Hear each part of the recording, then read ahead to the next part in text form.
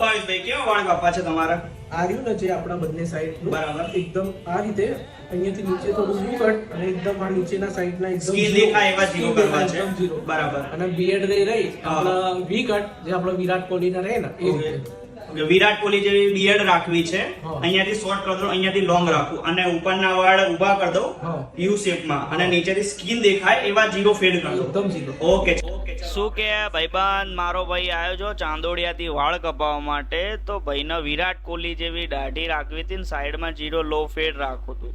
પછી તો આપણે માર્યું મશીન અને કાંસકો ને મશીન લઈને આપણે કર્યા વાળ મર્ચ સાઈડમાં કાપ્યા. પછી ભાઈના વાળ ઉપરના તો ચકલીના માળા જેવું કોક જીવડું જતું રહે ને તોય નીકળ્યા નહીં. પછી આપણે નાખ્યું લબાલબ પોણી, પછી ઉપરના વાળ કાપ્યા, પછી આપ્યું છેલ્લું લુક.